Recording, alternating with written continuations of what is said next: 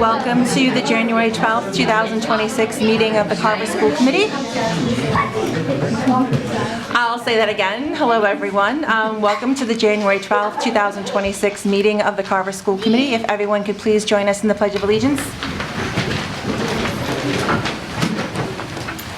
I pledge allegiance to the flag of the United States of America and to the republic for which it stands, one nation, under God, indivisible, with liberty and justice for all. Thank you, everyone, for joining us. Happy New Year. So we are going to start with an introduction by Mr. Neath. Yeah, so we have an introduction and a recognition tonight, actually both related to our food services. So first, we're excited to introduce our new director of food and nutritional services for the Carver Public School, sorry, Shane Ridden. Shane, if you can come on up to the table, we'll give Shane a round of applause. Just take a seat. So Shane comes to Carver with 15 years of experience in the food service industry, including 10 years in K through 12 school nutrition. He spent the last 2 years serving the Brockton Public Schools, and 5 years before that supporting the Hudson Public Schools, where he built strong teams, improved operations, and helped create a welcoming dining environment for all of our students. He's well known for his friendly leadership style and his commitment to food service quality. Shane's going to bring to us genuine care for every aspect of his work.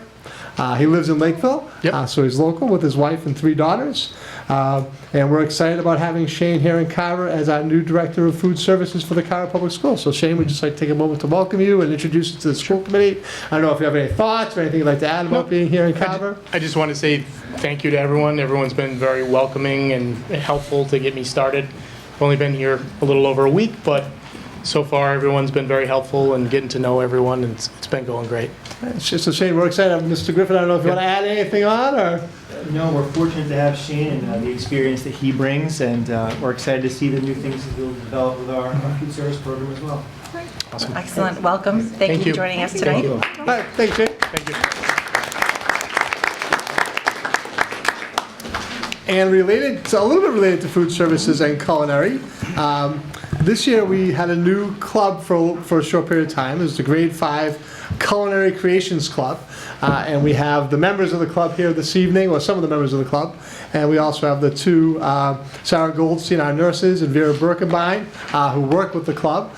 So we're going to ask them to come forward, and then we're going to introduce all the students. So Sarah and Vera, if you can come on up.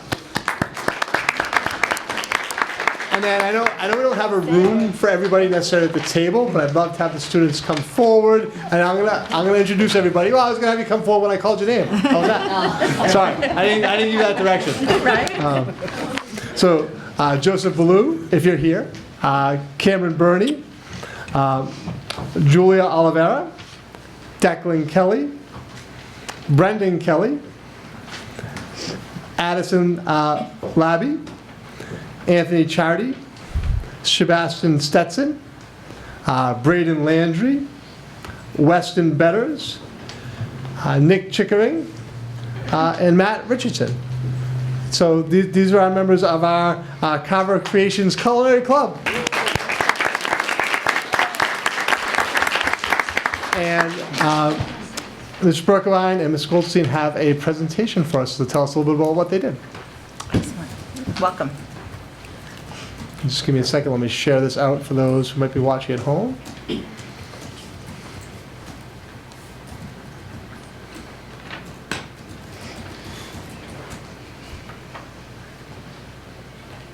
Hi. Hi. Okay.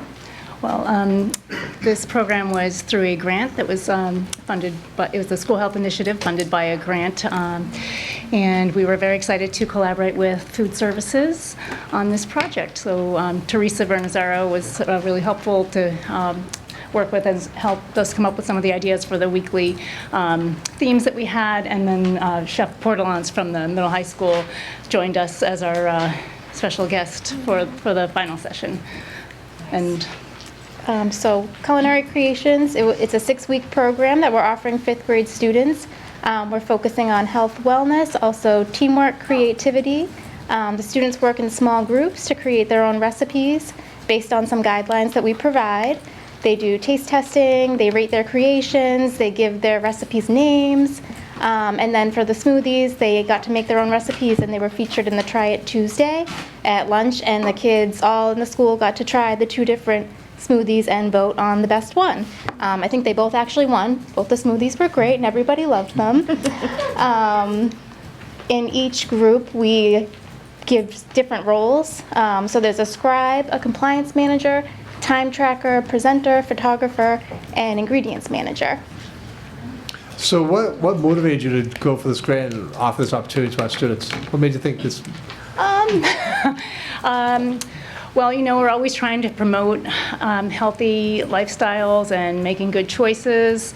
And, you know, we see a lot of processed foods that are packaged that students bring in their snacks. And we just thought, given the opportunity to work with fresh, whole ingredients and add some creativity and teamwork, they might really enjoy it. And I think they did. So this was from a couple of photo highlights from the first session, which was we made smoothies. So does Anybody want to elaborate on this smoothie? So when we did the smoothies, we get to pick what we wanted to put in it. So like there was different options.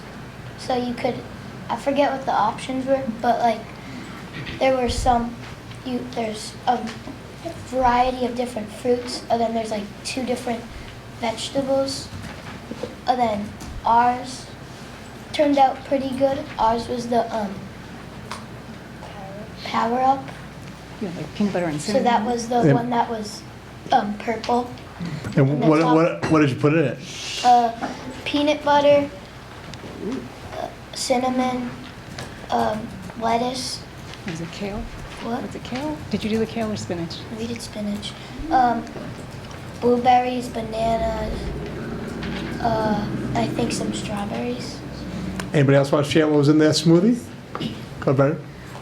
So I was in a different group from them, so we made something a little bit different. For our first one, we liked that more than our second one. It had practically all the fruits and stuff, and like kale and vanilla yogurt and to make it. And then, but for our second one, we did the same thing, but we added like cinnamon and peanut butter, and we didn't really like that, so we went with our first What was the first one? Sounds good. Yeah. Nice, yeah, sounds delicious. Sounds delicious. It's a way to get some kale into your diet. Yep. Yeah. All my kale. And then this was week 2. They got to build their own salads, so they each worked in their own groups to come up with a recipe, but then after they could go up and make their own salads to how they liked it individually. So I think it got them to try some new things. There were different proteins in there a lot of them hadn't tried, like chickpeas, tofu, hard-boiled eggs. And they each group made their own salad dressing as well. So one group made a vinaigrette and one made a creamy ranch out of Greek yogurt, and they included some math in there too because it was a single recipe that they had to double. So they used their measuring cups and used their math skills to Did anybody that. go home and help mom make salad and dressing after? I think You made the smoothies at home? Anybody want to share about the salad? I mean, I didn't really put much stuff in it. You want lettuce? I really only put like fruits in it, but like That's okay. Fruit's good. So the third week was a gourmet pizza lab, and I think so. We had a variety of ingredients, various cheeses, a couple different meats, pepperoni. We had what did we have? Roast chicken. We had some fresh mozzarella. We had basil, and I was surprised by. Yeah, they really they liked the basil. It was a real hit. We actually ran out, but I think they really enjoyed making. And I guess one thing I should say is that we were there was a timer, so each part of what we were doing was timed. It didn't go perfectly, but we would try to, make it so that they had a certain amount of time to go through the list of ingredients and then write down their ideas and then go up and get the ingredients. And of course, so there was a lot of teamwork and sharing, and then, each week the roles changed. Someone was the scribe, so writing down what the recipe was, and there was someone who was like a compliance manager, making sure we're following the rules, like wearing gloves and washing hands and that kind of thing, and not eating the ingredients while we're cooking. So, Did anyone make pizza at home? I like the pizza because when we got to, after that, we got to explore the kitchen, what the kitchen looked like while they were after they were baking. Nice. So it was cool to see what the kitchen was like because we've never been in there. So it was cool to see the kitchen. Very cool. Awesome. So the fourth week was trail mix challenge. So they each made their own trail mix, and they got a list of the ingredients they could add as well as the health benefits of each ingredient. So I think they had a lot of fun with that. That went pretty quick, and I think that's the week we did the tour of the kitchen after. I thought it was pizza. Maybe. Oh yeah. Yeah, but that's Because the trail mix was easier to make. yeah, it went really quick. So they enjoyed that, and like Vera said, going over healthy food handling. They got to see the walk-in fridge, the freezer, the giant mixing pot, and where they make the pasta for the whole school, and the dishwasher, the industrial dishwasher. So I think they really enjoyed that. That was my favorite. Okay, so this was our version of making a charcuterie board. We called it a balanced that's snack my platter. favorite. And so we had quite a few. We gave them some inspiration. We showed them some pictures of charcuterie boards, and then the two that you see on the right, on the left there, that's what they came up with, the different teams. We actually have a little video clip on the yellow student video, and you can hear, if you click on the yellow student video, that should bring it up. This is our one student, Sebastian Stetson, presenting his team's board. Oh, yeah.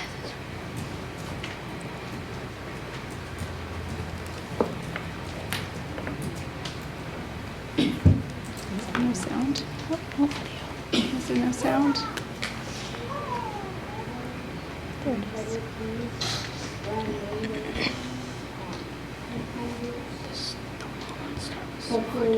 We'll start it over again because we didn't have the sound up. Our technology's a little off today in the room.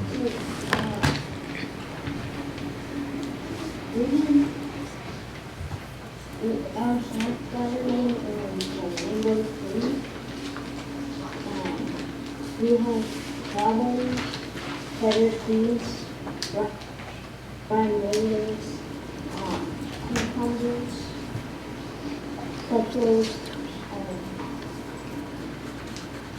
apple slices, grapes, and pickle jack and cashews. Very nice. So tell us about your design. Did you go with a certain design, or is there any kind of pattern or theme? We kind of did two. We kind of did tree and rainbow. So we just wanted to do rainbow for Very nice.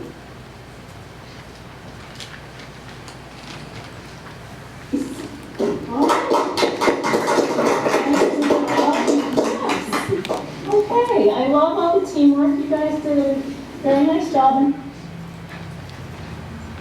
That looks great. I wish we had one right now. Yeah. I really liked that one because it was really yummy, and I got a really wiggly tooth that day. And because eating too much peppers, and like if you go back, there was like a star made out of like little nuts, I think, and then I made that. It was really hard to make. It took a while. Yeah, great job. Great. Nice job. Looks Thank you. awesome. Now I'm hungry. Is that homemade pasta? Yeah, so Yeah. week 6, we had Chef Portelance from the middle high school came over, and he gave kind of an introduction to what the kids might be doing if they take the culinary course up in the middle high school, and then also kind of an introduction to the culinary field as a profession. And he taught them to make homemade pasta. So that was really fun. It was very hands-on. He went over food safety, safe food handling again, washing your hands, and then they worked in groups of 2, and they made their own pasta dough. And we didn't cook the pasta there, but he went over different shapes and how you could make the pasta at home. So everybody brought their own pasta dough home with them. Very Yeah. cool. And that's our whole team.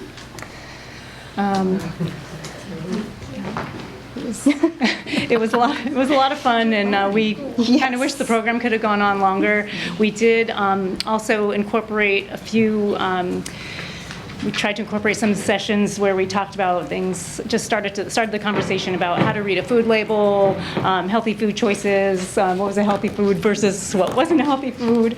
So just to kind of start a conversation, and it was a great honor working with this group, and we hope this was like a pilot program, so we do hope to run it again in the spring. We got some, we asked the kids for feedback. They filled out a little survey, so we have some ideas for what we're gonna maybe do next time. We had a couple ideas they wanna make tacos, cookies, learn how to cook eggs, mac and cheese, so we'll see. That's great. So we just, we want to thank you for taking this on, and, I'd really like to celebrate, I think especially at both buildings, but certainly at the elementary school, we run a lot of after-school programs, we run a lot of before-school programs for an elementary school.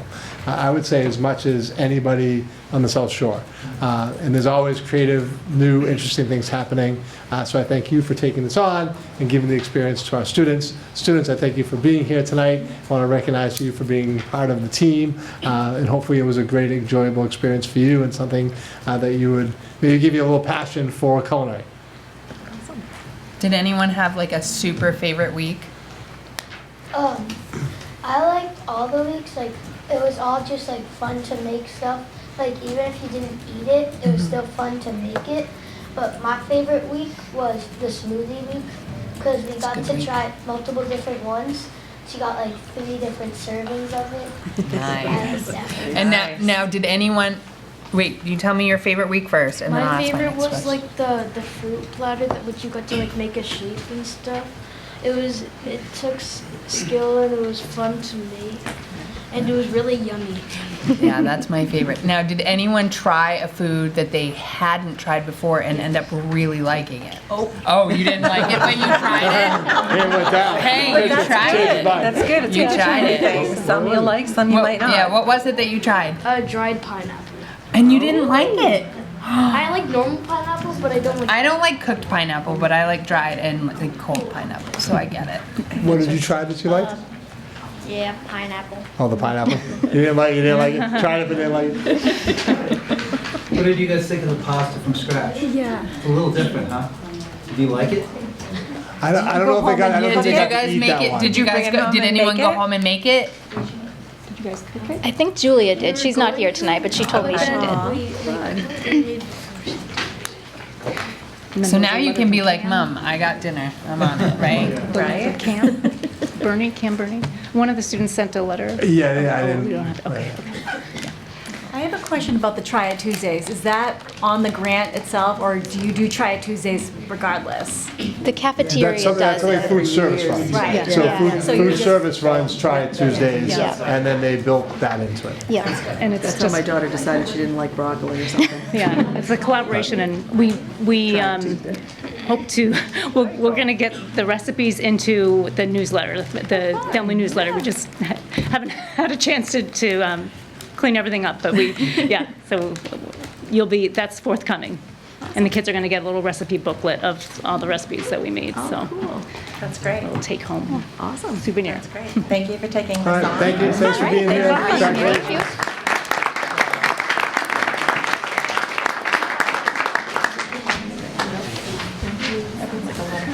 I noticed that Tom was on. Tom has no comments, he said. Okay. He's here, but he's not. Okay, just wanted to make sure, I didn't see him before, so. I'm just gonna pause for a moment while the room clears up.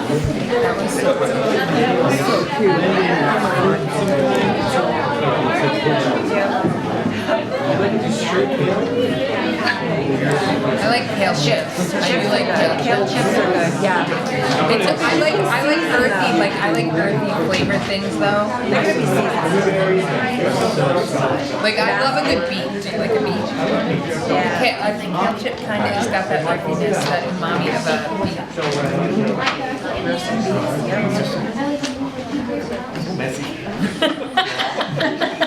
Okay, so next, we do not have any comments from the EAPC, so next that brings us to comments from the elementary ambassadors. So welcome our elementary ambassadors, Lily Kazarian and Kaylin Pothier.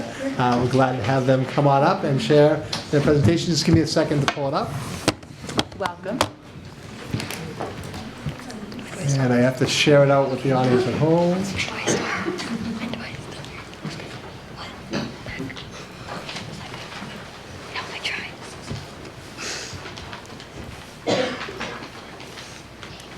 All right, it should be good.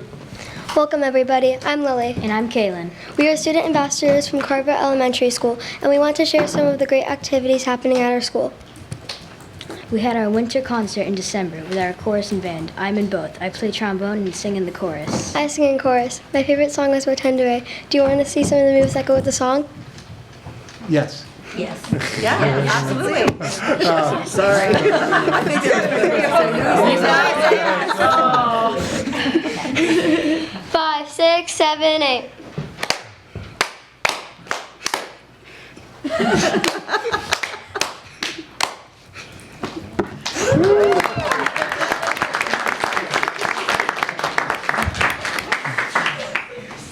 We learned about digital safety and footprints. We learned about what not to do online.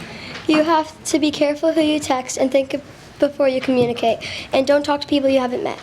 There was also a true story about someone who lied to their boss but posted pictures of themselves at a party when they said they had a family emergency. Busted! What you share online stays there forever.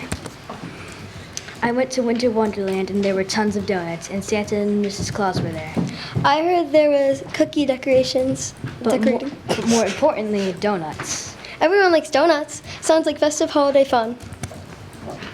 First graders sang fun holiday songs to their families for the 'Twas the Night concert.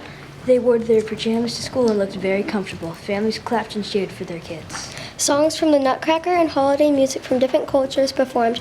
Oh, to be young again. There has been a cooking club at our school recently for 5th graders. They got to create different recipes for smoothies, salad dressings, trail mix, and more. The smoothie recipes were used for Try It Tuesday, and all of the kids at Carver Elementary School got to try the delicious smoothies. That's almost better than donuts. Glow Bowling will be happening this Friday for kindergarten and first grade students. Families can bowl with their children during the evening when it's dark outside, but radiant, bright, and colorful and neon colors will take over the gymnasium. Fun music will be played for everyone to dance to, if they want. Glow-in-the-dark face paint will also be used. Volunteer training will take place during glow bowling, so come on down. Have a great evening. And remember, above all, be kind. Thank you very much. Thanks, Sean.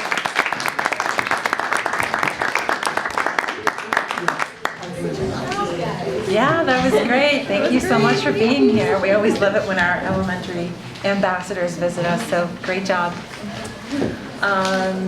So next, that brings us to comments from Captain's Council. Yep, and Captain's Council, tonight we have the girls' basketball captains, Julia Fernandez, Josie Helms, Kaylee Perry, and Maeve Zakaruski, and they have also planned a dance for us. Excellent. Maybe not, sorry. Hi, we're the Carver Girls basketball captains. I'm Josie. I'm Maeve. I'm Kaylee. And I'm Julia. All right. So, a Captain's Council update. With the proceeds from our Powder Puff tournament, the Captain's Council was able to donate 7 baskets to the Crusaders Season of Giving. All right, and some of the highlights from our team, the girls basketball team, is that so far we've had a really strong season. We're currently 3-2. Most recently, we beat Leominster in the sandwich tournament, and we beat them 54-46. Some of the leading scorers from that game include Josie Helms, who's had 19 points, myself, Julia Fernandez, who had 10, and Josie McGinnity, who had 9. And other impressive achievements from that game, from the season, is that Maddie Ian had her career high, 16 points against Abington, and that myself and Josie are both in the running for Patriot Ledger Player of the Year. And our next game is tomorrow against Mashpee at home. Oh, what time? Excellent. 6:30. Yeah, 6:30. All right. Some of the highlights from other teams for boys basketball this season so far, they're 3-3, and we're looking to get back on track, but a lot of good has come through the 5 games they've played. Our leading contributors are Captain Matt Lennox and Captain Nate Helms, both averaging around 20 points per game. And then next we have our wrestling team. The wrestling team has shown many accomplishments this season. A few standout wrestlers include captains Mikey Brennan and Colson Tully, who are 13-1 and 18-0 on the season, as well as Aaron Reed, who's 16-1. All 3 have consistently made the finals at every tournament Carver has attended. Colson Tully has reached 174 wins and is on track to contest the school record of 177 at Weymouth High School this weekend on January 10th. As the season goes on, we hope that our wrestlers can keep up the good work. And then next we have our boys hockey team. The boys hockey team jumped out of the gate with a strong December, only playing 3 games though. The team has started strong with a decisive 5-3 win over Cohasset/Hull, another dominant 5-0 shutout win against Apponequet/Eau Colony just before the new year, and a narrow 4-3 loss to Bishop Stang with a core of experienced seniors like Wyatt Goyette, Levon Mulready, and Greg Mason leading the way. The Sachems look for a deep playoff run. Upcoming, the Sachems will play Rockland, Norwell, and other big conference games. And for girls hockey, so far in the 2025-26 season, the girls are 2-5. They've had tough games recently, but have improved immensely. They're coming into this week with a win against Plymouth and are looking for to win the next game against Nauset. And for winter track, 2 winter records were broken. One was long jump by Alyssa Verdon, and the other was Hazel Butterworth's 2 mile, which was previously owned by Coach Lacey Ironimo. Lots and lots of PRs by the girls, who are currently undefeated. And for men's, Nolan Keneally was named MVP at the Mercury meet after winning first place in high jump, and lots of new shot putters are getting a lot of PRs, like Ryan Grimes, who got 35 feet, and Ryan Wall, who got 40 feet. And then that's all we have for our winter sports. Great. Thank you very much, Cynthia. Thanks We so much appreciate for it. being Thanks for here.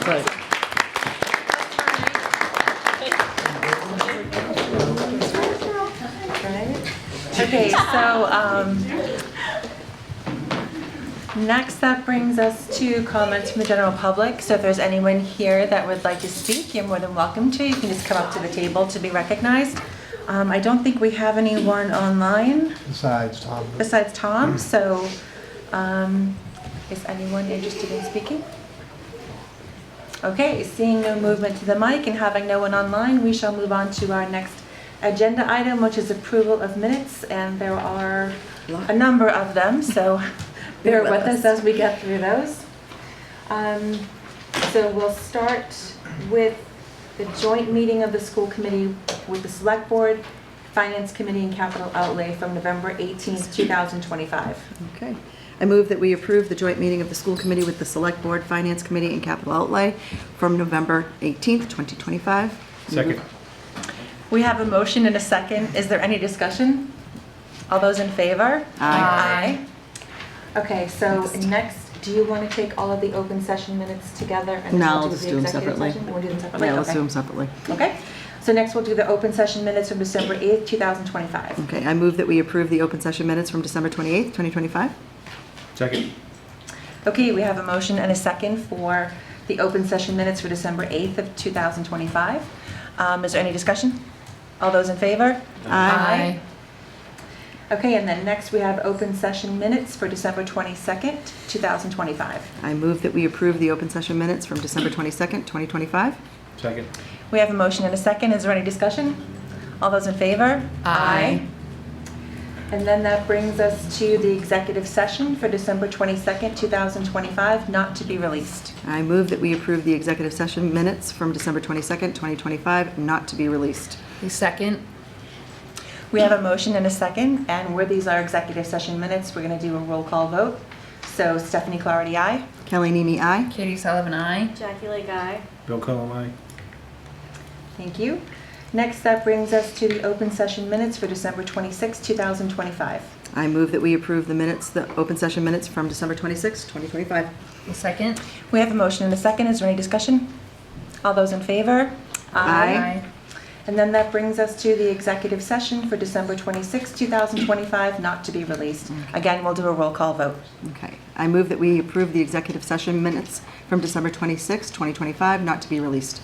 Second. Is there any discussion? Okay, Stephanie Clarity, aye. Kelly Nemi, aye. Katie Sullivan, aye. Jackie Lake, aye. Bill Cullum, aye. Excellent, thank you very much. That concludes our approval of minutes for this evening. Next item on our agenda is communications.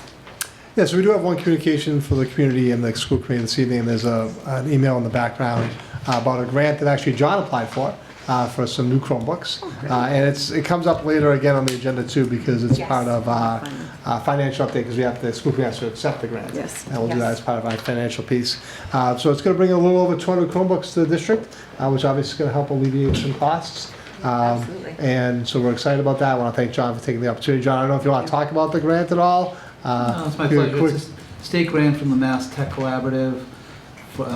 They had received from the federal government, and their goal was to try to help out communities, make sure that community members were able to access technology, including students. Great, So, excellent. They work great. Yeah, so we're excited about bringing that in. That's going to obviously, we're going to talk about this a little bit more, and we talked about it during Capital. Yep. You know, it's actually time to refresh our Chromebooks Yep. because we were able to receive a good number of Chromebooks at the time through COVID funds. Yep. And so we got a huge number of Chromebooks, but a lot of those are coming to end of life. So this was actually a huge need for the district, and I appreciate John going out and taking the time to apply for the grant. And receiving the grant for a little over 200 Chromebooks. It's great. Yeah, it's excellent. Great. Thank you very John. much. Very exciting. My pleasure. Okay, so next that brings us to reports from the superintendent and personnel updates. Yep, so we do have some personnel updates since we last met. So we met Shane Reardon as a new hire as the Director of Food and Nutrition Services. And we've also hired a new custodian at the elementary school, Winter Branch. We had a transfer, David Fazzino, from a CDL floater to a CDL driver. So we added a bus driver. We had a resignation of Timothy Melanson as a custodian third shift at the middle high school. And we also had the resignation of Lynn Dolan as a CDL driver, which opened up the spot for David to come over. And then we also have had a retirement announcement. So Jeremy Tunis, long-term music teacher, has been with the district for over 28 years, has formally announced his retirement, and that retirement will be effective May 14th of this year. Thank you very much for those updates. And then that brings us to the preliminary FY27 budget presentation. So we're going to turn that over to Ron, who's going to take us through the preliminary FY27 budget. Thank you, Ron. Yeah, sure. Hi, everyone. All right.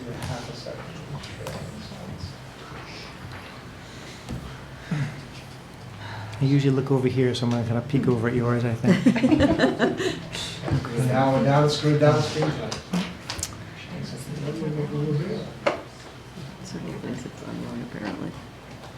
There we go. Well, hi, everybody. So it's that time of year we start thinking about our budget cycle. The team has been working over the past few months to collect input and insight on some of the needs that you've got going into FY27. My goal tonight is to give you an overview of the preliminary budget, sort of our first step in an iterative cycle to get yourself to a balanced budget over the next several weeks. Your summary is pretty straightforward. We'll start with our priorities, talk about the expenses first on the budget side, spend some time talking about how your revenue is developed, and then we'll pull it all together for an executive summary and talk next steps, yeah? So when you think about your budget priorities, one of the things I always try to preface every budget conversation with is that, like, we're going to go over a bunch of numbers today. We're going to drill down into some really fine-grained detail. We'll spend some time analyzing that. But I never want us to lose track of the fact that your budget really represents people in the end. The better part of 80% of your budget is staffing, and ultimately all of that staffing and all the stuff that we get is really in service of our students. And so as we start to think about our budget, keep in the back of your minds that we've got 3 major priorities that guide our work in that. First is obviously our educational blueprint, right? Those are our key priorities in our strategic plan that Mr. Neef has outlined with input from all of our stakeholders in the district. Obviously, our priority is to maintain services for all of our kiddos, preschool right up through 12th grade, and then continue on our promise to develop the middle high school pathways programs. So as we go into all of our budget and we drill down and think about each of these cost centers, we'll try to keep in the back of our minds that these are really the driving big picture factors. So starting us off, we'll spend some time talking about what does your budget look like, how is it structured? If you look at your overview, your budget's built the same way that most budgets in Massachusetts schools are built. That's really dictated by the Department of Elementary and Secondary Education. They set this structure so that there's some consistency from school district to school district across the Commonwealth. You see on the right-hand side those categories. That's how I have to build your budget and ultimately report it out to the state, and that's how we'll talk about it today as well. So that first category, it's called the 1,000 series, that really reflects your district-wide services. What you've got on the left-hand side is your FY26. What you see on the right-hand side is your FY27, and then the percent change. On that far right-hand side, I'll share with you a couple of highlights for each of these in terms of change from 26 to 27. As I started the set, most of your budget represents people, and so this is true for all of these categories. Your first category is going to have contractual increases for your district-wide staff. I think one of the big highlights I want to underscore with this 1,000 series, this district-wide series, it also includes some of your data management and infrastructure. While it's not the most exciting part of your budget, it's a really important part of your budget, and it becomes an increasingly important part of your budget in sort of the 21st, 22nd century. Whether we like to talk about it or not, there's a regular attack on the public sector when it comes to the infrastructure and data in the public sector world. Hospitals and schools and those sorts of things. And so our tech team has made a recommendation to make a shift to a new sort of upgraded management and detection response system. Essentially, that system is intended to sort of upgrade both the integrity of our defense, but also ensure that we've got a really strong response. In the unlikely event that there ever is a data breach, we want to have the strongest possible response for such a data breach. So there is an increased cost to that, but ultimately we think that's an investment in the protection of your data, right? One point of good news on your 1,000 series, we do have some modest reduction in legal costs. Typically your legal costs increase when you do negotiations for your larger contracts or your EAPC contracts. Next year we've got bus drivers and custodians, a little bit of a smaller unit, and so you get some smaller legal costs there, which is a benefit for you. Your 2000 series is your instructional series. It's always the largest for school departments. Again, kind of hear this theme. The better part of 80% of all of your costs are going to be staffing. So the large majority of your cost increases are simply contractual increases. Steps, lanes, those sorts of things. Important to keep in mind that while it's only January, we do try to reflect any replacement costs for potential retirements. Typically when you have a retirement, you make some amount of savings. People typically retire at the higher end of a pay scale. You typically bring replacements in the lower end of that pay scale. As we hear about new retirements throughout the process, we can always update our numbers as we go. Yeah. An important program component that I want to highlight is a restructure in world languages, reducing some of our Spanish sections to ultimately phase in Portuguese. That'll happen over the next couple of years, but you see some adjustments in those salary costs there as well. Just put a hold on that for a second. Sure. We talked about this as a budget presentation, but we'll come back to the committee and have a more thoughtful discussion about the goals and the reasons for that transition to Portuguese. And it's going to be a phasing out of French and a move towards Portuguese. We're going to talk about how that will happen. So there are some budget implications for that, but we don't have a formalized presentation tonight about that transition, but we will. And actually, I should bring it back for the next meeting. So for our next meeting, we'll have a discussion about a formalized presentation about that transition. One other item on that 2000 series it's helpful to be aware of, it also includes some of our contract services too for kiddos. One of them that's pretty expensive is contract services for RN services, for medical services. When we have medically fragile students from time to time, we have to bring in contract services for these one-to-one nurses. The cost is pretty substantial, so that's currently in your budget. Your 3000 series is a combination of like your in-house nursing staff and transportation. It's categorized as support and other services. Big theme that you see there from FY26 to FY27 is our continued commitment to try to bring in your transportation in-house whenever we can. Typically when we do that, you get a savings on your overall costs because we are not-for-profit, whereas a for-profit company is going to have profit built in. We don't have them all in-house, but that continues to be something that we're dedicated to try to do. And so you'll see those changes in your accounting. One note, though, is we are looking to add one additional preschool route. We just have more and more kiddos who need preschool services, and those routes are starting to get big in terms of the sheer number of kiddos. Fourth year of athletic uniform replacement, that's been a commitment that the district really embarked on a few years ago and has been really successful. That will certainly continue.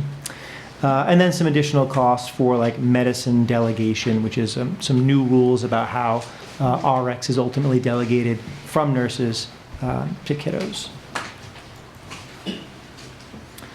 So your 4000 series is considered operations. You know, what's unique about this is that over the, past 10, 15 years, not just in this district, but kind of across the board, this is usually one of your slowest growing areas. Operations in general doesn't have a lot of big new costs. But really over the past couple of years, inflation has hit those sectors pretty hard. And so time and materials in general have gone up quite a bit. And so you see this is actually your largest increase in all your budget, which is atypical. That's not very typical. A couple of factors in particular to highlight for you as we drill down into that data. The first is that you've just got some increased repairs costs over at middle high school. It's an aging building. Some of that infrastructure continues to need more and more attention, particularly your HVAC systems, your mechanical or HVAC systems. Elementary has fewer repairs than middle high school for obvious reasons, but those systems are just more complicated. And so when one of those systems has some challenges, you need the tech, and then you need a computer person to come in with the tech to square away the high-tech systems. Other small things, you've got electricity and gas costs are up, certainly, get some new rates for that. It also does include some of the utility costs for your greenhouse, which came on a few years ago, and then your new culinary classroom has got some gas that goes to it now.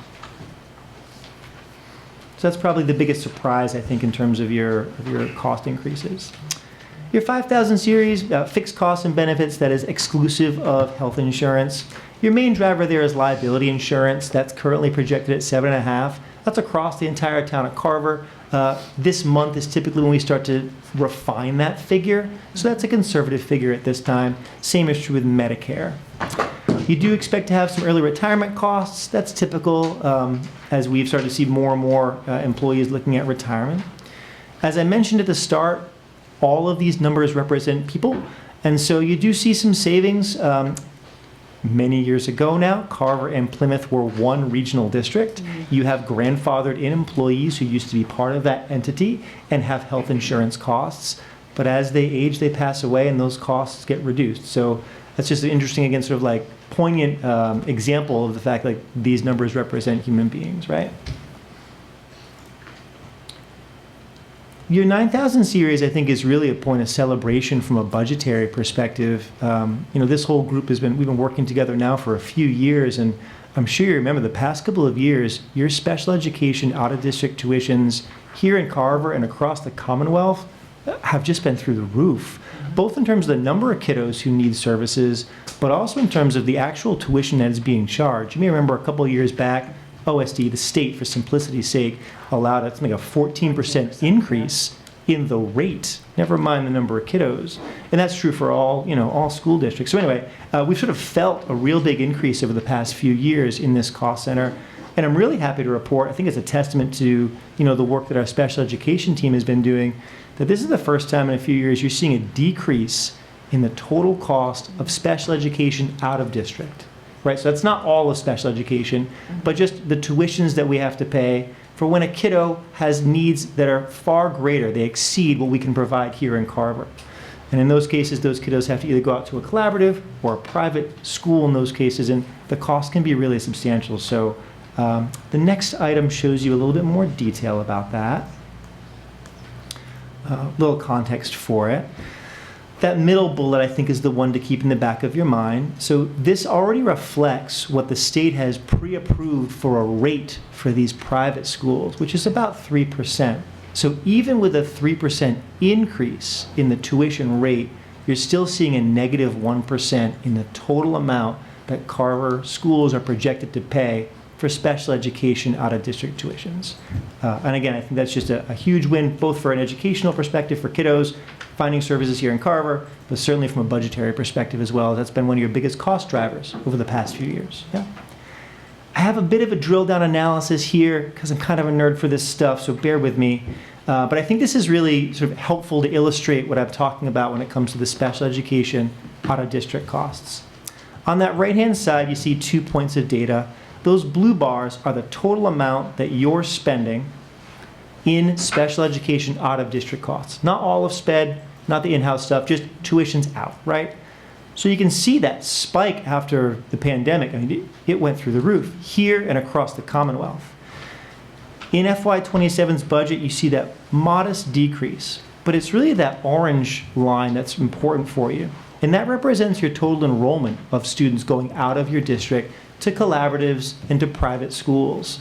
And you've started to see really since FY24 that decline, which is like fewer and fewer kiddos needing those services. It means that some of those kiddos have actually come back to Carver and be able to get their services met here in our school district.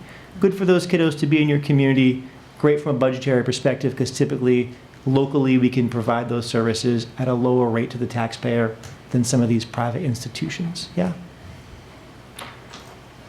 Couple more bits of like drill down data. This is sort of the fine grained nuance, right? Just gives you a perspective of like, this is your total special education cost. So this is all the staffing and the stuff and the local all in, including your out of district costs. So it does continue to cost more to provide specialized education, true in every school district in America. But if you go to the last one, Mr. Neef, please. It's the rate of change that I think is the most helpful. So again, just a quick explanation of what you're looking at in terms of that data set. On the right, you see a couple of sets of data. Those blue bars are the change in cost for your entire special education program here in Carver. You can see that in FY17, and then obviously during the pandemic, you actually had a decrease in the total amount of cost for special education. FY17 was a moment in time when Carver really built out a bunch of its local programs and brought some kiddos back from tuitioning programs. And obviously FY21 was a pandemic, right? Like kids weren't in school. That's right.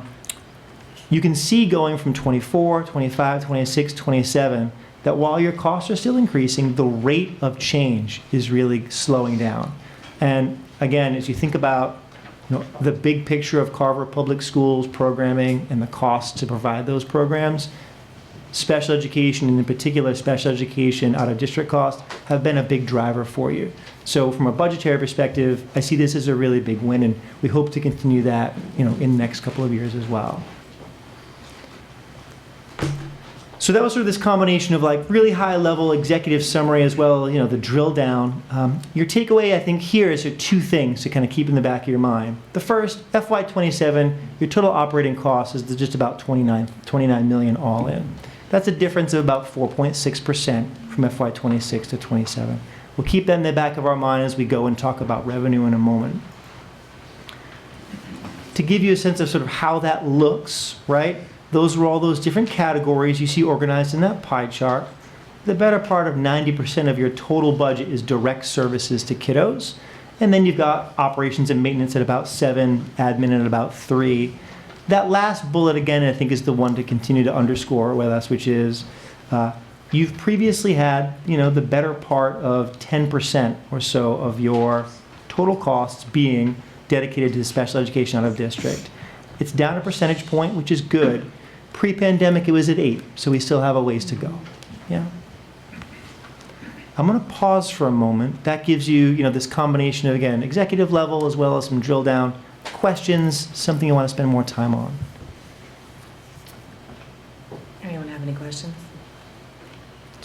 And we'll have time at the end as well. I'm gonna say, I have one. Yes, please. Sorry, I'm just trying to scroll back. Hmm. There was something about the athletic trainer. Is that going to be, so there's a new contract pending, would that just be for part-time? Like we currently have? It's the current structure of the athletic trainer. Yeah, we do the athletic training services right now through Brigham and Women's. Yep. And so we've reached out to them already. We've begun contract negotiations. It'd be our intention to continue to do that as well, continue that service production. It's been a good partnership. We've had them for, gosh, I want to say 3 contract cycles right now. And so this would be the 4th. Kiddos seem to like it. Coaches seem to like it. Yeah. Athletic directors excited about it. What's the billing like? Is that through insurance or? No, direct service. Yeah. Yeah, a lot of districts are actually transitioning to having full-time trainers. Yeah, I will say, not to spend too much time on this particular item, but like it's hard to find trainers right now. Yeah. And so we've been fortunate with the trainers that we've had, good partnership with Brigham and Women's in terms of like their infrastructure and like their knowledge base and skill set as well. So we're hopeful to keep that continuing. But it's not finalized yet at all. Okay, great. Yep. Thank you. All right. So we'll now that you've got a sense of like, hey, 29 million we're looking at, plus 4.6, let's spend some time talking about the revenue. How do we get the resources to provide all the services for our kiddos, pre-K to 12? Yeah. So your revenue is really broken up into 2 buckets. The first is going to be what you consider to be your warrant. That's the figure that you'll be voting on at town meeting. It's broken up into like state money and local money. We'll talk a little bit about both of those. The second part is grants and offsets. It's smaller. It's a smaller portion of the flow of money, but it's still really important as well, and it helps you balance your budget when it's all said and done. So let's start with figuring out sort of how the warrant is built. And I will sort of preface this by saying, hey, it's a little bit dense. I'm sorry in advance, but like I live just up the road over in Halifax, and sometimes we do our town meeting, and folks look at that number and they go, how do we get to that number, right? So this is a drill down in maybe excruciating detail of like how that happens, just as a means of like sharing transparency and sort of understanding how the sausage is made. Okay. So we're going to break that up into 4 little buckets. I want to start with that very top bucket. What we do is here in Carver, we take all the resources that are available to us and we figure out how much there are. Sort of 4 things to think about. Local levy is pretty straightforward. That's just how much taxes come into the town of Carver. That's usually capped at 2.5%. I won't go into Prop 2.5. There's a hyperlink there if you want to dig into Prop 2.5. The next is state aid. We're going to spend some time drilling to that because that's super important. It's one of the largest drivers of revenue for schools is this thing called Chapter 70. It's how the state sort of sets money aside for schools. In a moment, we'll drill down to that. But you're looking at about $11.5 million projected for next year for that. Next is local receipts, excise tax, permits, those sorts of things. It's pretty straightforward. And the last one's a little bit unique to Carver. So you have pilots. This is payment in lieu of taxes. The large majority of your pilots here are these solar farms that you've got, right? Essentially, it's a way to set up some even distribution of the revenue coming in for these solar farms, both for the farm owner, solar farm owner, and for the taxpayer, right? It's more complicated than that, but you've got a hyperlink there. What's important to know, though, is the way that Carver has set it up is that that's going to be revenue we acknowledge, but then taken out at the end. So you've got about 1.6 million, 1.7 million coming in for these solar pilots.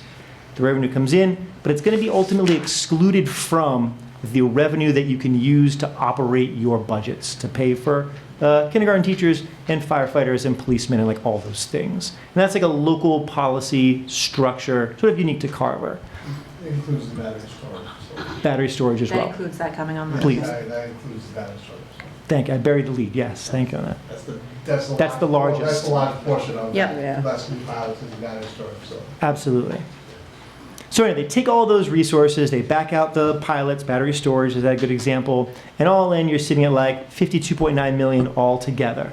And then we're going to take some steps to sort of get to where we have a budget.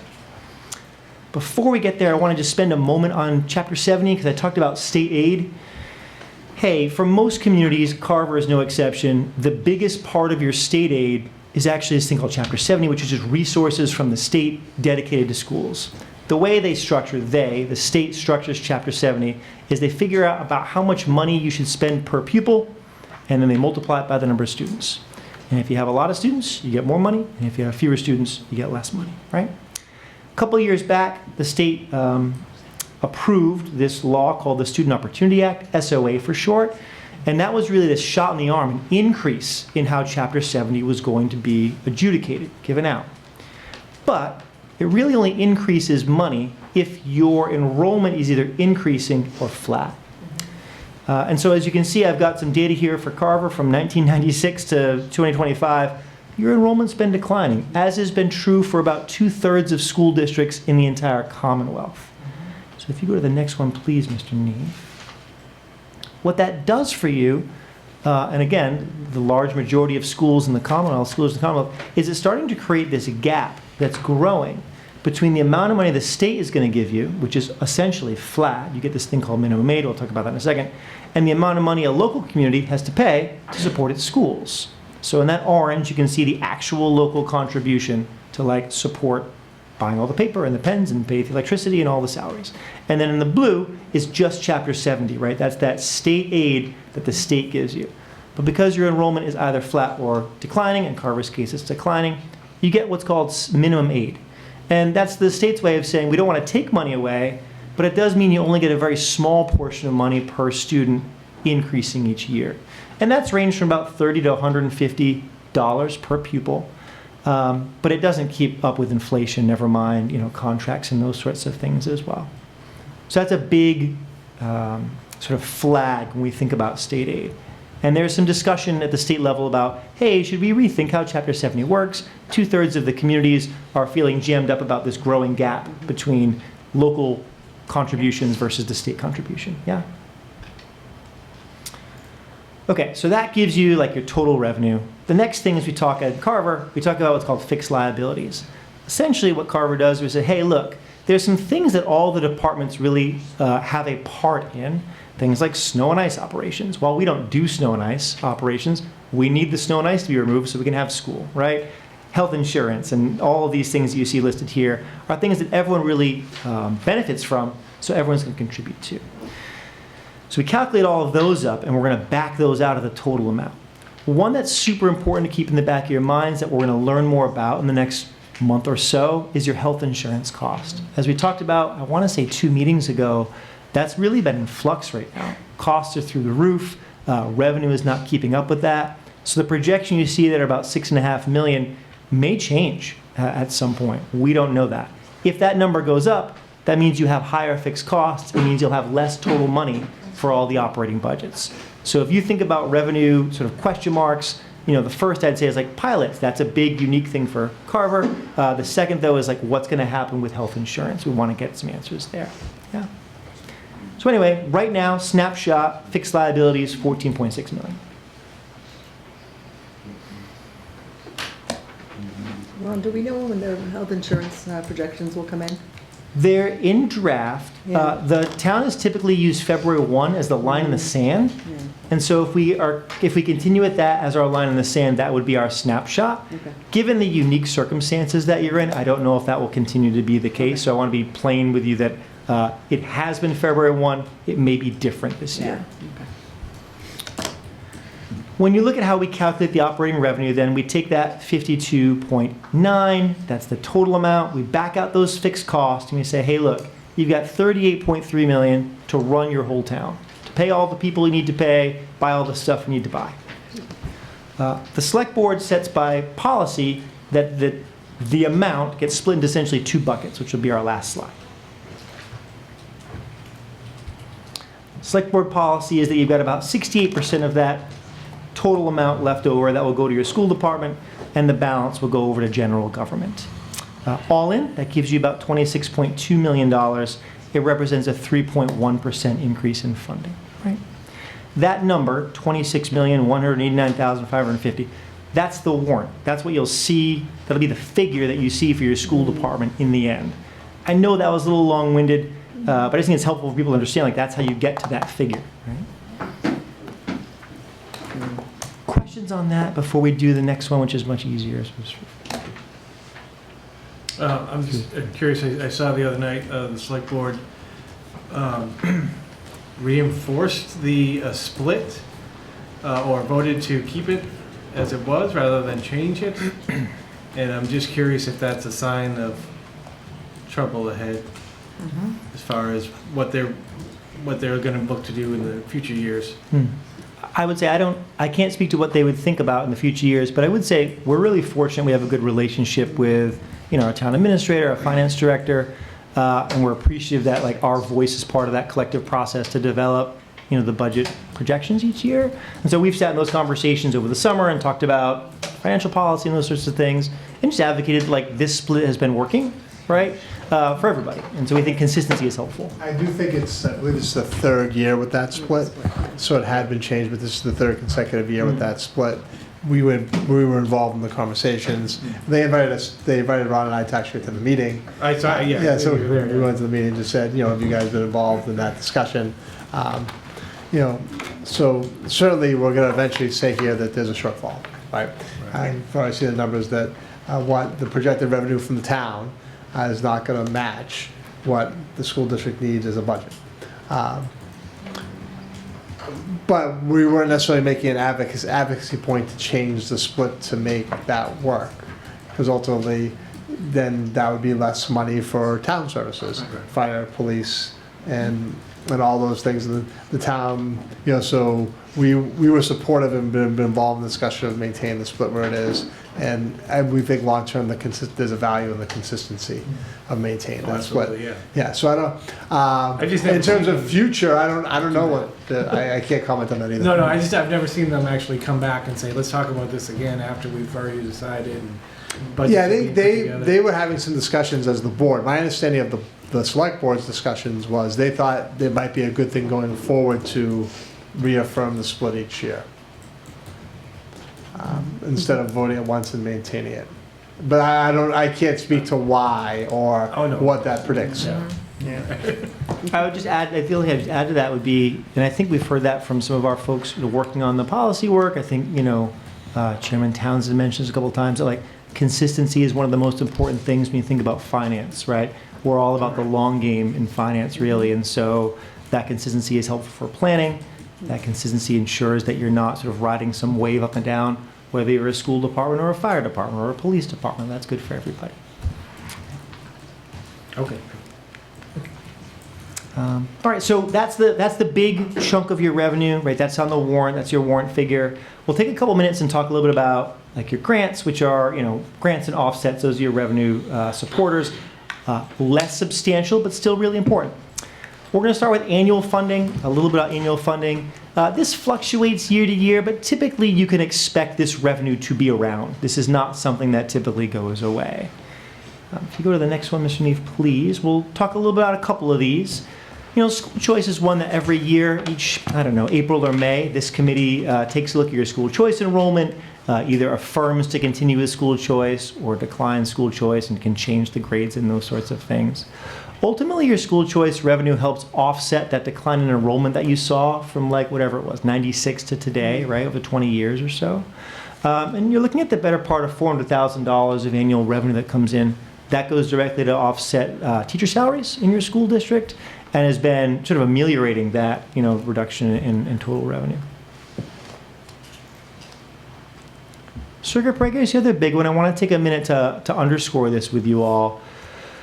So again, a little refresher about circuit breaker. Circuit breaker is a set of state funding that's provided to school departments based on a formula for the amount of money you're spending essentially for your out-of-district tuition costs. A little more complicated than that, but that's the gist of it. It's done in arrears, and it's only a portion. It's not the entire amount. But what's important to keep in the back of your mind for this fiscal year is that because it's a year in arrears, if you remember, the past couple of years, our tuition costs have been way up, that 9,000 series. They're now starting to go down. When you look at 26 to 27 for circuit breaker, you see an increase. This is probably the last year of increase because we've reduced costs. You're going to start to see that circuit breaker go down in 28, 29. I know this is a 27 conversation, but as I mentioned, finance is the long game, right? And so just to plant that seed, 28 and 29, that revenue stream will start to decrease as well, which is ultimately a good thing. It's reflective of us spending less money on kiddos having to go out for specialized services. But I want to flag that for you. The other one I think is important to highlight in FY27 is your federal grants. So IDEA, which is special education, and Title I, predominantly for kiddos with low income. That's typically gone up a little bit each year. And this past year, our actuals came in lower than projected. We're modestly concerned about some uncertainty at the federal level when it comes to federal funding. So you actually see a projected decrease in your FY27 figures. We're hopeful that could change, but that jams you up a little bit in terms of a revenue figure that typically increases each year. And so we're hopeful to get some continuity and maybe some sort of smoothing of those waters from federal funding, but at this point, we're actually downgrading our overall projection for federal revenue. And that number is this year is what we received. That's correct. That's this year's actuals. And typically we do like actuals plus a little, 1 or 2%. And last year's budget, we had a higher figure than that, so it came in lower than anticipated. It was just, we were able to manage that. Right. It wasn't catastrophic, but that was early on. And you remember early on this year, we put the budget like slush in place, right? Those sorts of things. The revenue was just less than we were expecting to come in. And the federal revenue was one of those cases. So maybe more to come on that. I feel like it's a bit of reading the tea leaves, but one of the themes you'll hear at the end of this presentation is I generally take a conservative approach to your budget, especially early on. And we can tighten things up a little bit later, but I'd rather be conservative early and tighten than going in the direction for you. Okay. And lastly, so the other kind of offset is one-time funds. Since the pandemic, our school department's been using some kind of one-time fund to cobble the thing together, to sort of get you across the finish line. My recommendation every year is to use none. That continues to be my recommendation. Generally speaking, you're creating a fiscal cliff in some capacity because you can't guarantee one-time funding will always be there. I share this screen with you because you can see the number of ways in which we've had to pull from one-time funds, all these different buckets, the ESSER buckets, the SPED increment. We had CARES back in the day, if you can think about the years of COVID. All of those things are possible one-time funding. Best practice is to use no one-time funding. So because, again, you heard me say at the beginning, very conservative early on in my presentations of your budget, my recommendation would be to meet our goal of not using one-time funding. That's really best practice. Last slide, we're almost there. Thank you for my students who are hanging in there for a dense budget presentation. You guys are doing brilliantly. If any of you are not asleep yet, you can come hang out in my office and I'm happy to teach you more about municipal finance. So, Ron, we have a I hate question. to interrupt, but I do have one small question. On our little sheets, it says that we need a site supervisor. What is that exactly? That's any one of us. Mrs. Cabral will take care of that. Okay, thank you. Really? I also didn't bring a Or pencil. maybe afterwards. I didn't bring a pencil, so I've been using my phone, so sorry if that seems like disrespectful. it's okay, my friend, no worries. Okay. Hey, so your last revenue sort of picture here, if you will, just gives you a sense of like your composition of your revenue over the past couple of years. The thing I just want to underscore for you is that really what you want to use is that blue and the brown. And you want to avoid using that green, which is the one-time. FY27, as of right now, would offer no one-time funding for your revenue. So let's pull it all together. Here we are. This is the exciting sort of end bit, if you will. Total operations cost, you're at about 29 million. Your revenue is the better part of 20.5. That gives you a shortfall of about $500,000. We're early in the process, but that's a substantial difference for a school district of our size, ultimately. So what are our next steps then? A couple of important things that are coming up on the expense side of things. February 1, in this case February 2 because February 1's a weekend, is going to be a line in the sand for a bunch of things for us, both on the expense and the revenue side. Our out-of-district projections are always changing because kiddos' needs are always changing. And we typically do a snapshot on February 1 and say like, hey, this is what's going to be in the budget. If things come in over that, we have a special education reserve here in Carver, which we're fortunate to have had the foresight to have developed and to have funded. Your liability insurance may change as well. Vocational enrollments outside of Old Colony certainly can be adjusted. And we're going to continue to work with the local team here, so your leadership teams, to both think about your expense projections as well as look at staffing and enrollment levels for the next fiscal year. On the revenue side, very similar. Waiting for that final revenue projection. Typically, early in February, you get that. Health insurance, you'll have that line in the sand, 1st of February, 2nd in this case. And the next sort of shoot or drop on the revenue side of things is the governor's budget.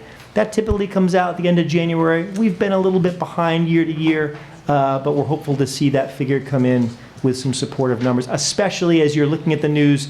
It's that minimum aid, right? That per pupil minimum aid. Statutory, you have $30 per pupil. In some years, it's gone up to $150. So obviously, we're looking for something like that rather than the $30 per pupil. And just our continued partnership with our colleagues in town.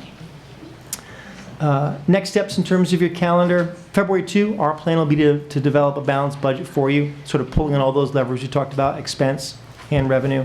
Public hearing on the 23rd, and the goal would be to vote that here on the 9th. That was a lot, but I'll open up to any questions that you might have. Anyone have any questions? I know it's definitely a lot of information, especially if you're a non-financial person.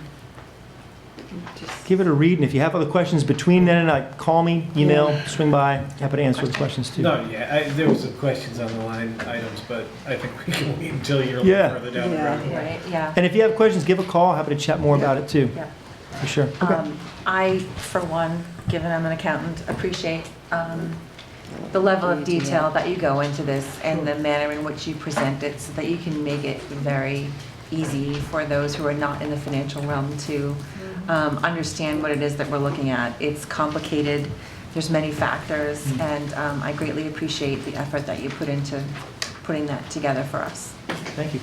So thank you very much. So more to come. Oh boy. Yes, agreed. Okay, so that brings us to upcoming events. Yep. So we said we'd highlight some of the events coming up in the school district during, and we talked about this last time, whether we were going to just direct people to the website, do a couple months, to a month. I think we agreed on a month. So I'll share that out to those who are watching. And we'll just highlight some of the things coming up over the next month, in the month of January within our schools. And obviously there's always a lot of exciting things going on. But we do have an early release coming up this Friday. So as an early release day district-wide. Glow Bowling, as they mentioned at our elementary presentation for grades K through 1. We have the Martin Luther King Day holiday. Midterm exams coming up at the high school. So they start on the Tuesday, next 20th, and they run through the 23rd. And so the high school also has an early release on the 21st, 22nd, and 23rd for midterm exams. And that's kind of our highlights. Those are the big events happening between now and the end of the month of January. And when we come back February 2nd, we'll highlight the things that are happening in February. Great. Thank you very much. I can't believe how quickly this year is already going by. And then always we direct people to the website and the calendar, all the things that are happening in the Carver Public Schools out there for people to take a look at. Absolutely. Thank you very much for that. So next up brings us to recommendations from the superintendent and the financial update. Which is going to go back to Ron on the financial. Back to Ron on the financial update. It's Ron's meeting tonight. This is quick.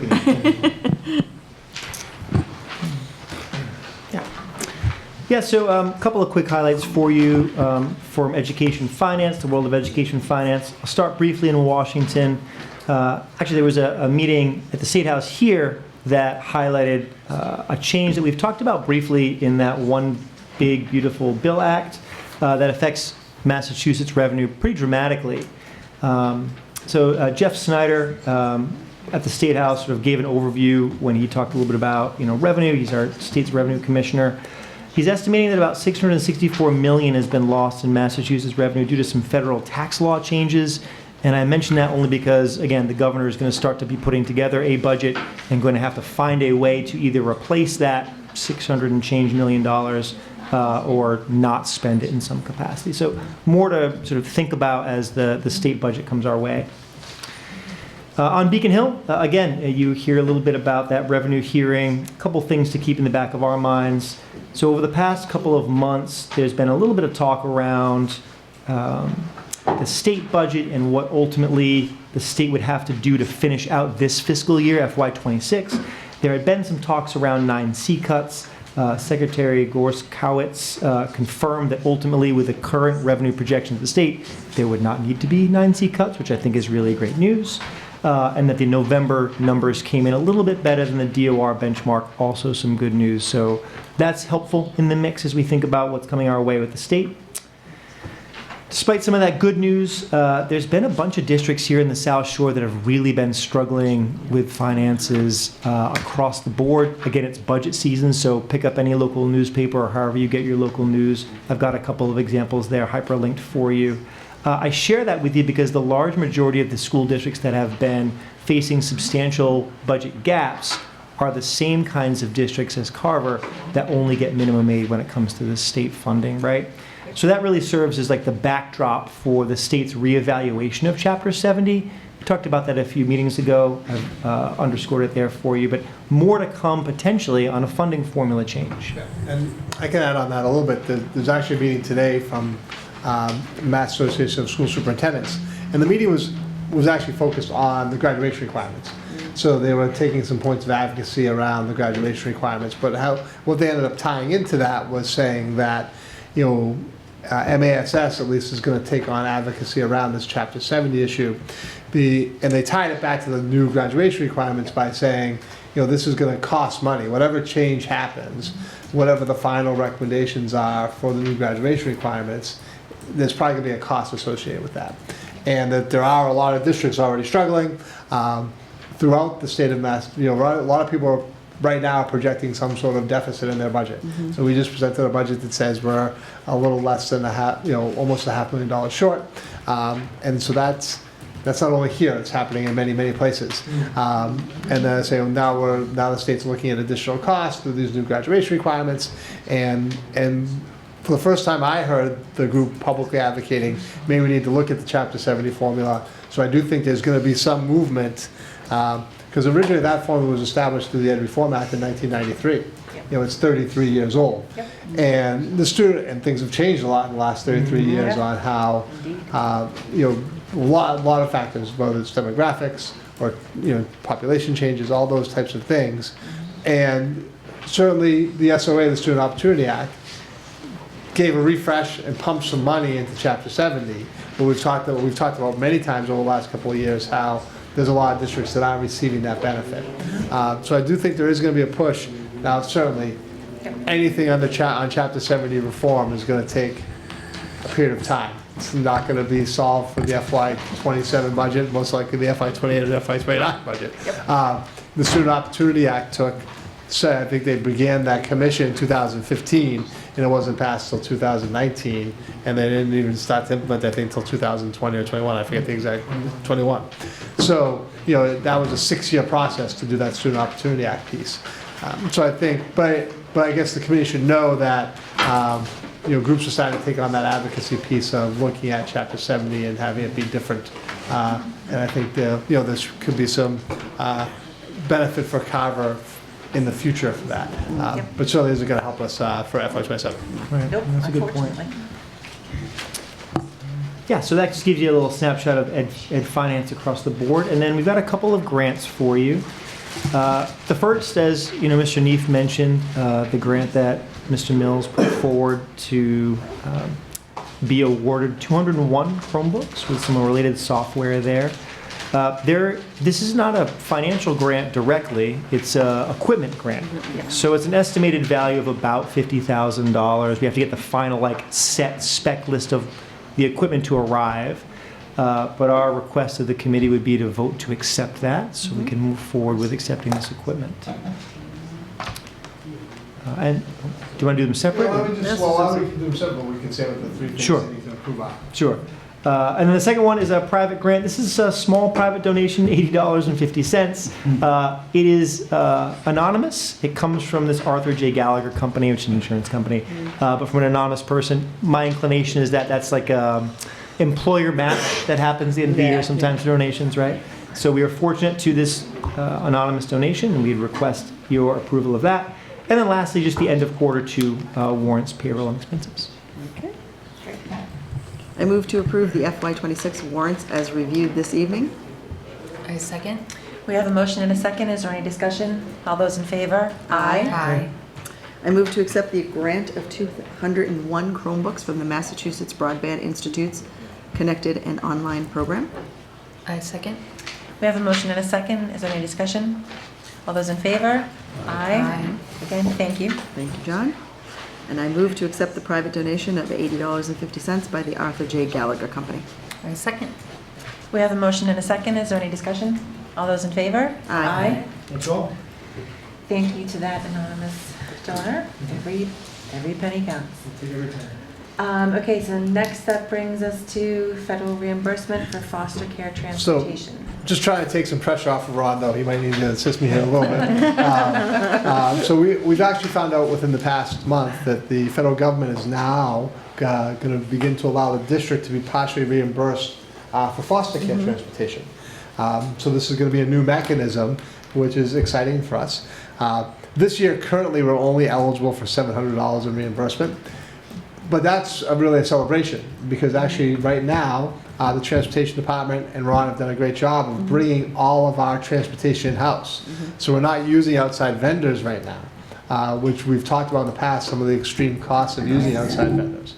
But that doesn't mean that we couldn't have a new foster care student move in tomorrow that we are unable to transport and have to go to an outside vendor. And it also doesn't mean that those numbers aren't going to shift next year. So certainly in the past, we've had much more substantial costs for foster care transportation. Transporting one student could be thousands of dollars, anywhere from $30,000 to $40,000 for a year. Now, there's actually some questions around exactly what the reimbursement formula is going to look like. Ron's been trying to dig into that a little bit, had some conversations. The people he's been speaking to about the reimbursement formula also seem to have some questions about exactly what it's going to look like. So we can't give you an exact number of this is what the percentage is going to be of what would be reimbursed. But ultimately, this is good news for the district. If there are foster care expenses, a portion of that expense is going to be reimbursed through the federal government. But only if we're approved for reimbursement. And the way it's set up under Mass General Law is the town meeting actually has to vote to support that the school district, either the school committee or the superintendent, enter into an MOA with the federal government to receive the funding. This is statutory in the state of Massachusetts. And so we actually need to put together a warrant article to say that the town agrees to allow myself or a representative of the school committee to enter into this agreement to receive the money from the federal government. I don't know why the town would say no, but you never know. Maybe someone could decide that we should not receive this reimbursement. So while we're looking for this evening is a vote for the school committee to draft a warrant article for this year. The deadline for warrant articles is January 21st, so we have time. We have a couple weeks. So Ron and I will work together, putting together the warrant article with probably obviously the school district's attorney. So we'll put this by and get a draft and submit the draft in time by January 21st, and hopefully we'll be on the warrant in April. Hopefully the town will vote to authorize it. Then we'll receive our $700 for this year, and then going forward. But honestly, say it's only $700, not to throw out an exact number, but a couple of years ago, it would have been tens of thousands of dollars of possible reimbursement. So it's certainly something the school district should do. So I don't know if anybody has any questions for me, or Ron, if I missed any big pieces. Just because I saw that there was a placeholder for the foster transport, right? So what's the 28? How did you get 28? That's been a high mark of what we spend for one student for foster. So that would assume that you have a student show up, need foster services and foster transportation. That'd be your conservative number there. And what they'll do, maybe this is more than you need to know, but that budget number is not the number they're going to use. They'll use your actual expenses a year in arrears like we do with circuit breaker. So based on the exact amount that you really spend for foster care, if it's 0, it's 0. If it's 28, it's 28, and they'll do a proportion of what that is. And there's actually some question, which is still unanswered, whether the reimbursement was going to be quarterly or on a yearly basis. Right. So it may even be a quarterly reimbursement. So more as we kind of figure out, so this is a new program, and I think not all the details are very clear, but as we get more details, we'll certainly make the committee aware of that. So this evening we're just looking for a motion and a vote from the school committee to approve us to go forward and develop the warrant article. Okay. I move to approve the development of a warrant article for the 2026 annual town meeting for authorization for the school district to enter into an MOU to receive federal reimbursement for foster care transportation. I second. Okay, we have a motion and a second. Is there any discussion? All those in favor? Aye. Thank you very much for putting this together. Like we just said a few minutes ago, every penny counts. Yeah. Especially this year. Right? Yeah, everything we can do to support our students.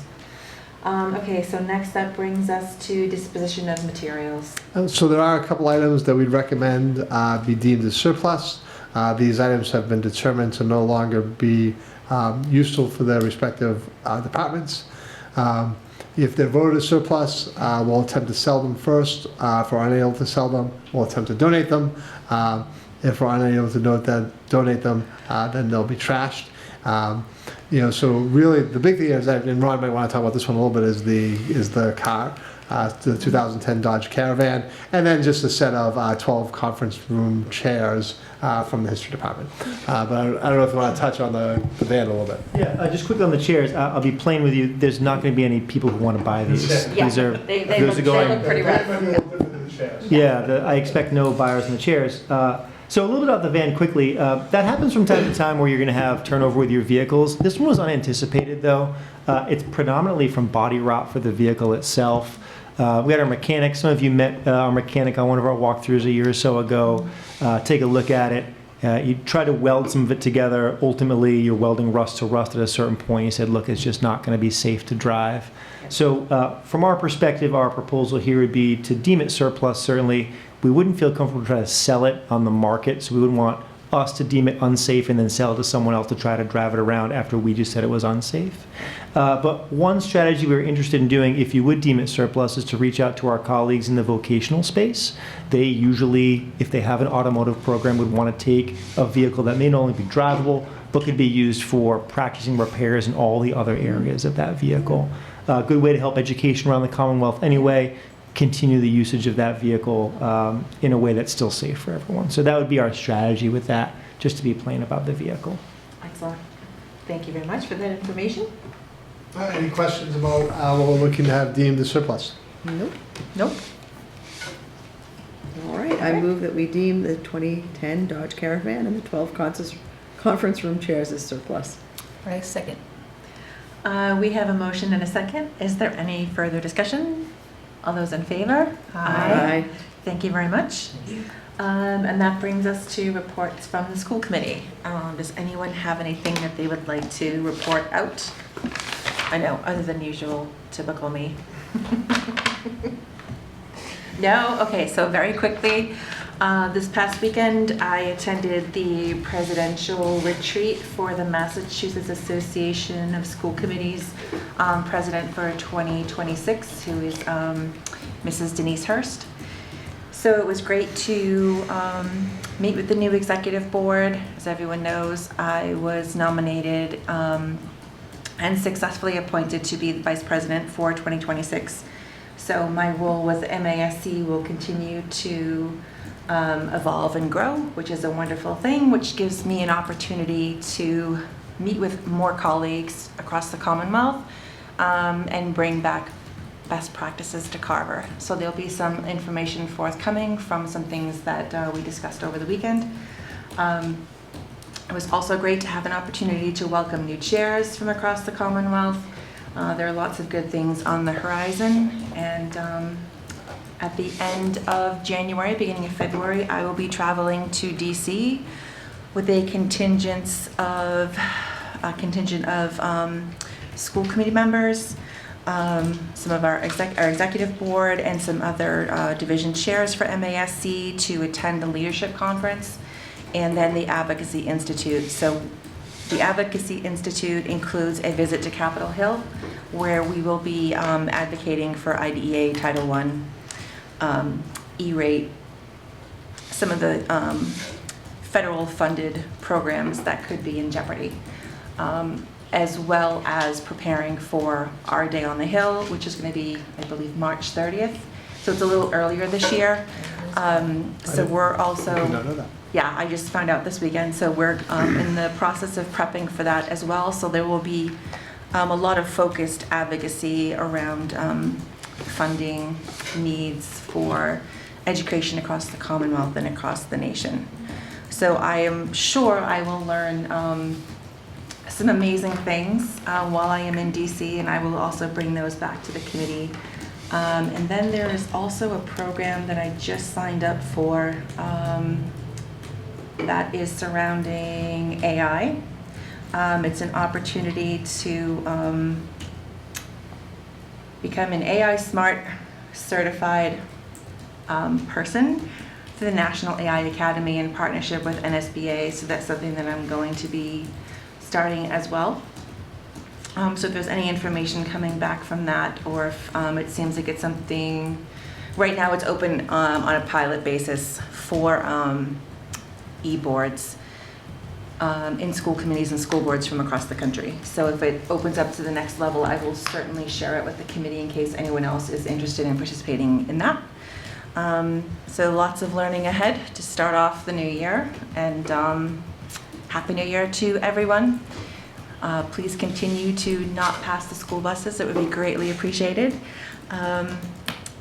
And I hope that people take the opportunity to visit our campuses, to participate in a lot of the amazing activities that we have coming up. And good luck to all of the students at the high school for the upcoming midterms, which is crazy to think that we're already talking about midterms.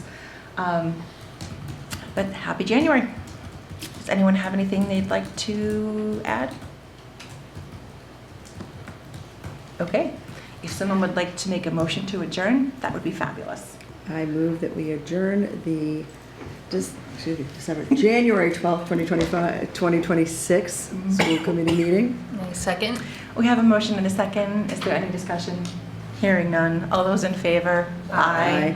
We are adjourned at 7:34 p.m. on January 12th, 2026. Thank you, everyone, for your contributions, and we will see you next on February, when is our next meeting? February 2nd. February 2nd.